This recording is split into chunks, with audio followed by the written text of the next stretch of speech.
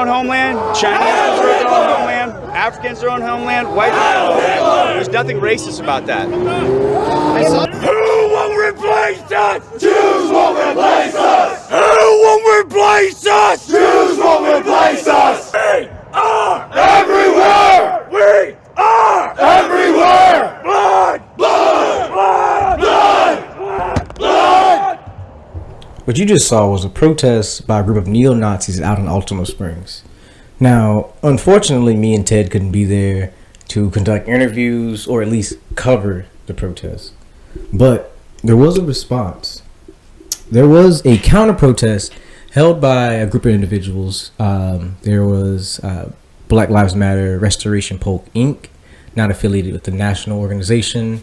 There was a group known as the Latin Lords, and a couple other just individual activists. So me and Ted headed out there to Altamonte Springs and conducted some interviews ourselves. We're gonna take a look at that.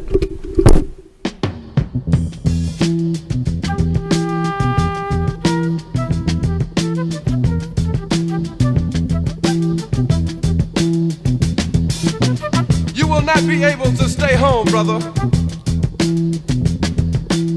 You will not be able to plug in, turn on, and cop out. You will not be able to lose yourself on Skag and skip out for beer during commercials because the revolution will not be televised. The revolution will not be televised. The revolution will not be brought to you by Xerox in 4 parts without commercial interruption.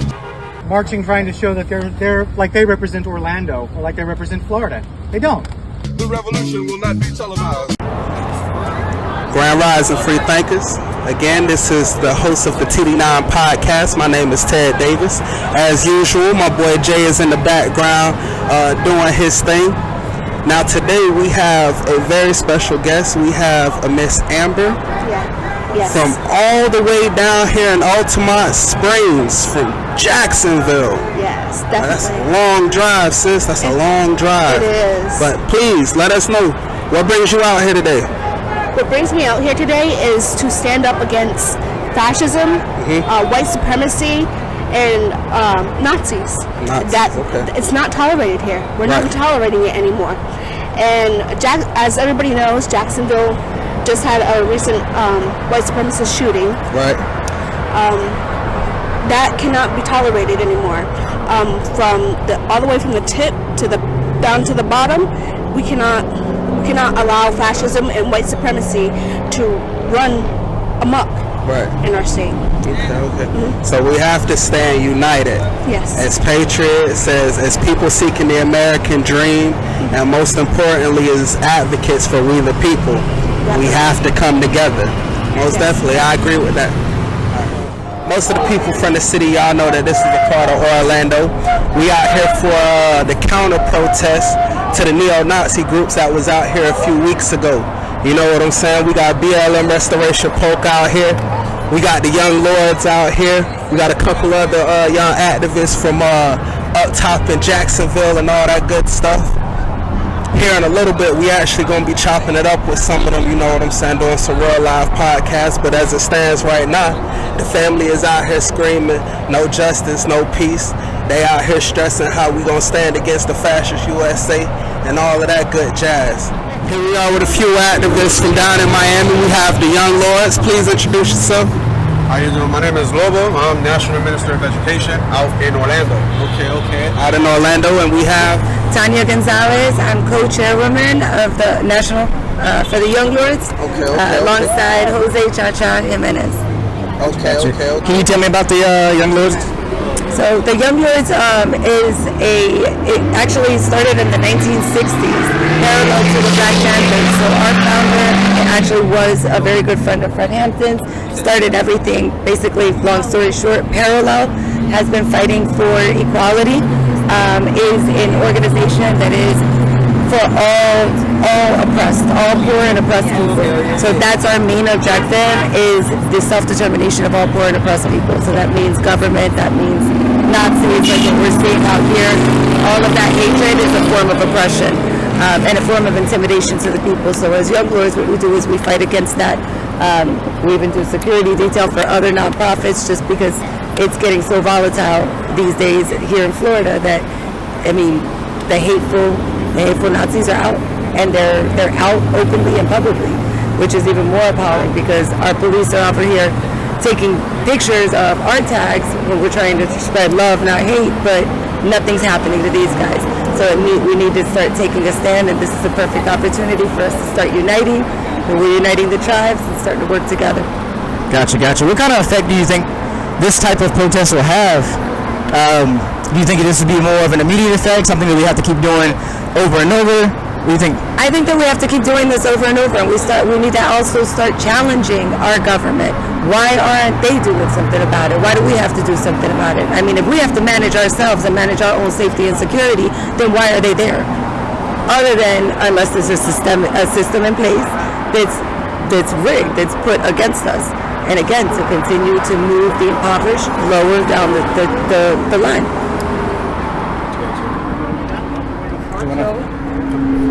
So I believe still water creates mosquitoes, right? So this right here is a small little ripple. And if we continue doing it, there's going to be waves. You know, and we have to stand against these fascists. And, you know, I'm not saying all police are racist, but you're going to tell me that they're going to come out here, they're going to protest, and they're going to protest with these neo-Nazi flags, and nothing is going to happen to them. You know, they're not going to get cited for not having any permits. You know, it's disgusting, you know, to live in 2023 and not be able to have melanin, not be able to be yourself as, you know, LGBTQIA, whatever it is. These Nazis need to go back in time, you know what I'm saying, because we ain't with it. Gotcha. Why do you think these neo-Nazi groups have rallied so much support lately? They have the backing of our government. Yeah, say again? They have government backing. They have government support. So now the boldness, you know, the audacity is there. Clear and concise. Like, you can see it every single day. I mean, come on, somebody just yelled, "Hail Hitler."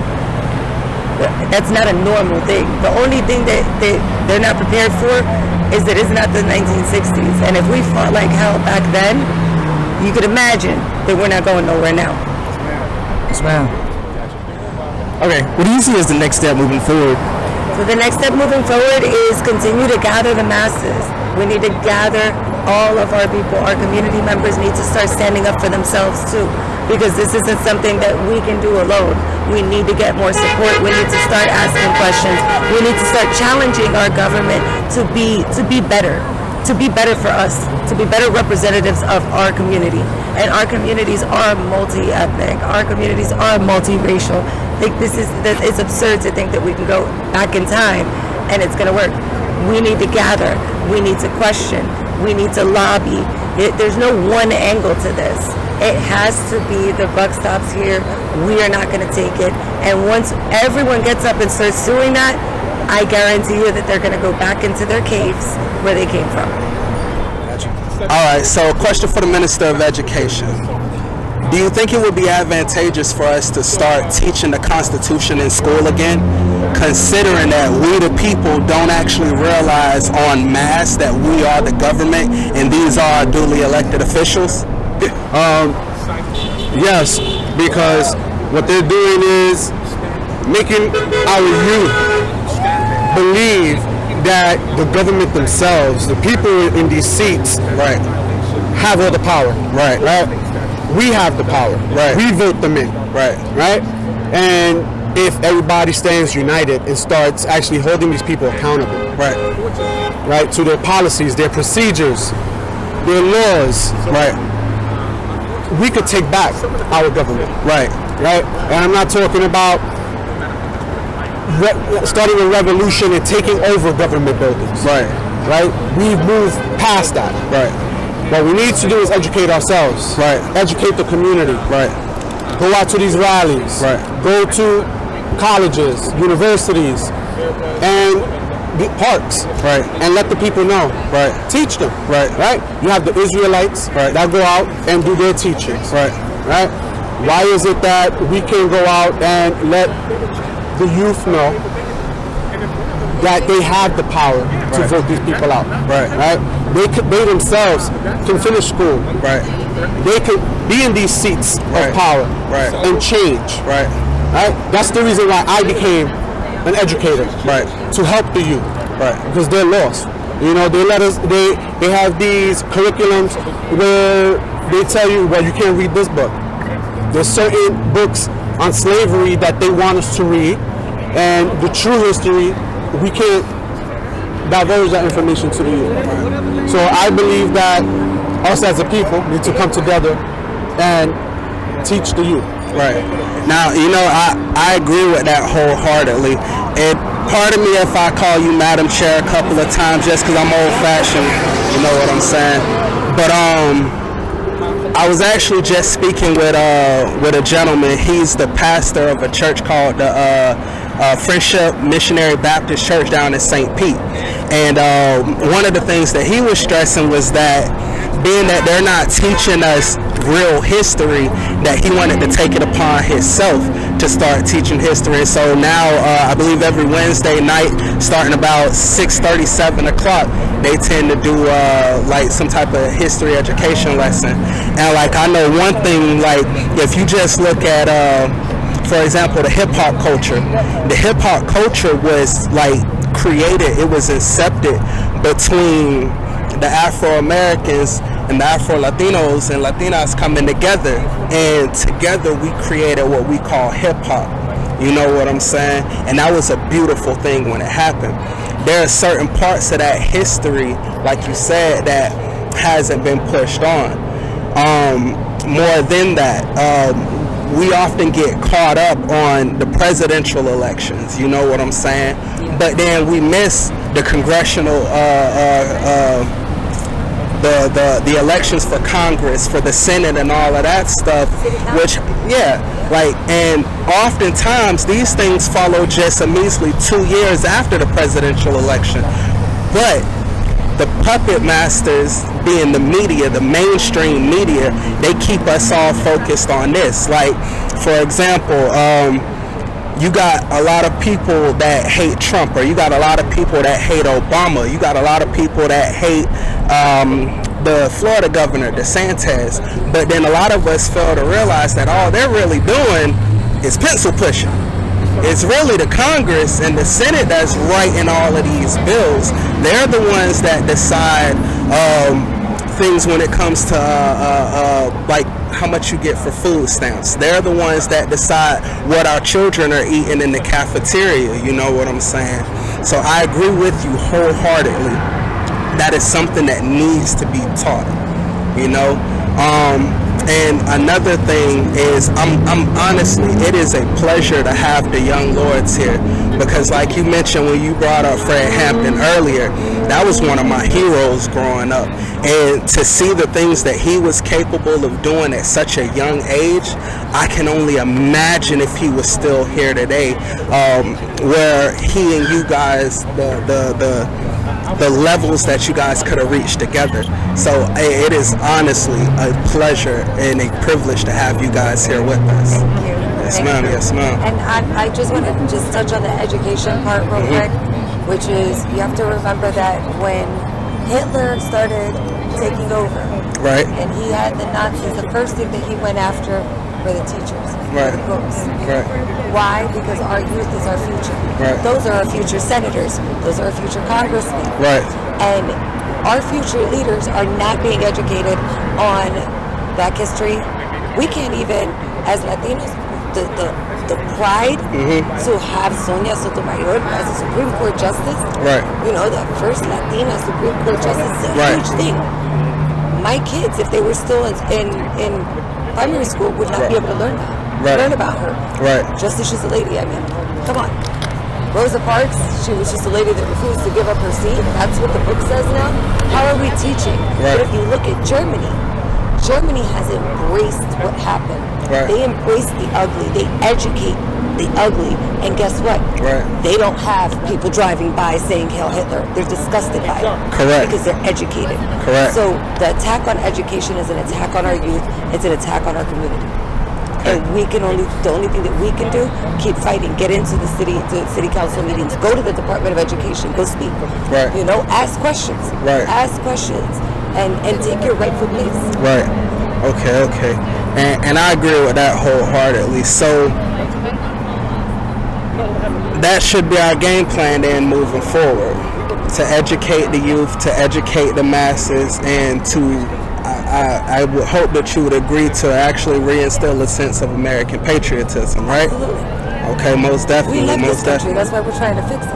Most definitely. You know what I most mean? definitely. This is my family gave me our first generation. Right. I'm appreciative of the opportunity. It's awesome that you asked that, because it's important that people understand that we're super American. Right. We're so super American that we want everybody to regain their sense of belonging. Right. You're a part of the system. Right. You get to choose who represents you. You get to choose what kind of money goes in there. Right. Into the Department of Education. You're part of those choices. So all we're saying is that we love this country so much. We want to get everybody back involved. We want to be out there trying to educate so that we can prevent some of the horrors that we've been seeing, recurring again now. Right. Now, there's a Bible verse that says, my people fell for a lack of knowledge. And that seems like that's really where we are today. With that, there are a lot of narratives that's being pushed by the mainstream media that when they see organizations like BLM, they automatically assume that they're against the police. They automatically assume that they're like anti-establishment and whatnot, but it's like, no. The goal is to uphold the country to the standard that is set via the Constitution. Yes. Like on a brief side note, so amongst this struggle that we have here for equality, and by equality we mean opportunity to be able to build a better future for not only ourselves but our children and our children's children. Another struggle that we face, that some brothers and sisters that we have with an organization called Society First, their primary struggle is to uphold the state of Florida to its very own constitution, which says in Article 1, Section 17, that essentially it's prohibited to give a person life without parole. And here in the state of Florida, we outnumber like 30 other states in the United States put together. And then not only that, but when you look at the United States as a whole, we're essentially leading the world, like literally leading the world in our incarceration rate. And we don't really have a proper judiciary system that allows for people that have gone in to actually be rehabilitated and to then re-enter society as a productive member of said society. I'm going to actually give you the answer to that, and this isn't my words. Right. This actually came from, I believe he's like the second in command for Florida Department of Corrections. Okay. And he told me that juvenile corrections are meant to rehabilitate. Adult corrections are not. They're meant to punish. And he said that to me on stage at University of Miami. You know what? I'm going to actually call cap on that. I believe that that's total BS. Reason being, when I was a child, I got in some trouble. You know what I'm saying? Running around with my cousins and my homeboys and stuff like that. And all they really do, at least in Polk County anyways, all they do is they have you sitting in a dorm, and then you gotta go to class or whatever to get your education, but even that in itself is half it's half caught. They really just kind of give you some work and like, do this, you know what I'm saying? Yeah. They're not actually trying to stimulate your mind. They're not actually trying to make you like better individuals or try to show you the right from the wrong. Nobody's actually trying to sit you down and be like, young man or young woman, do you understand like the ramifications of what you're doing now and how that'll affect you 5, 10, 15 years down the road? So I call cap on that. I agree with you 120%. I mean, at least he was honest about the adult side, right? Right, But even right. on the adult side, what we see on a consistent basis. I mean, I'm an advocate for a lot of community members. I'm at the courthouse all the time. Right. One of the things that I see, so that right to a speedy trial is complete BS. Correct. Don't hold somebody in there for 6 to 8 months. I watched one judge actually tell a young man who had been in there for over 6 months without any charges. No right to a speedy trial, has not waived his right to a speedy trial. They were told tomorrow it expires, and she said you can stay there. This was probably about October. You can stay there till January until you decide to plea. Wow. Until you decide to plea. Now there's a reason why these are part of our constitutional rights to prevent innocent people from having to plead out because they're just held. Correct. So, I mean, between that, the amount of falsified police reports by police officers just to arrest young black and brown males is increasing every single day as we get closer to election time. Correct. And this way, everyone is on felonies. Right. Because in our neighborhood, I mean, a kid could jaywalk and end up with a felony so quick, your head will spin. But then when we go to Boca Raton, that would never happen. That would never happen.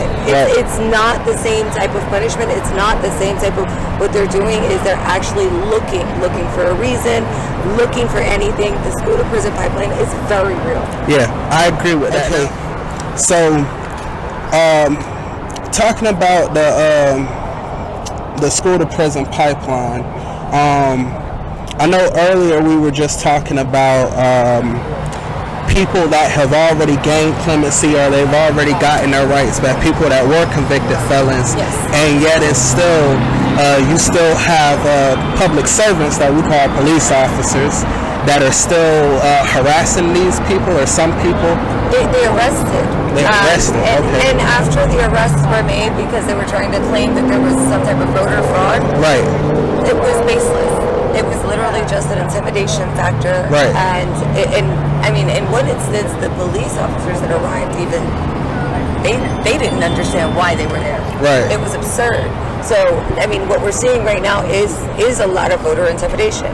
So that's why I tell my youth, like, listen, I'm sorry that this isn't an equal world that we're living in right now. So you have to be smarter. You have to act accordingly. You cannot, you do one thing, one slip up, you're going to have bigger repercussions. You're going to lose your rights to vote. You're not going to be able to get a job. At the time, I mean, most of our kids are 18 years old, convicted felons. They should not, when I ask them, what do you guys need? How can we help? They shouldn't be telling me, well, I can't get a job, I can't go to school, and I would love to be able to get an apartment, but I have a felony. They're babies.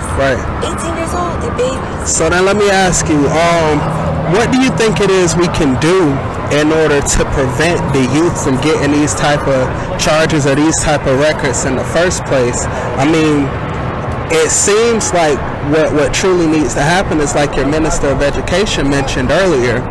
If we can get to the youth early enough and get them to take their future into their own hands, meaning if we have problems with police brutality and stuff like that, then it needs to be us that become the actual police officers, the actual sheriffs, the state troopers, so on and so forth, to police our own cities, our own states, and our own communities.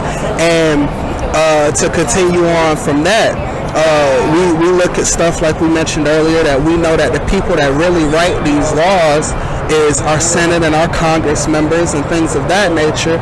Again, if we have problems with the laws that they're writing and that our governors and mayors and the president is then signing into law, we need to raise the youth to become these very people. We need to galvanize behind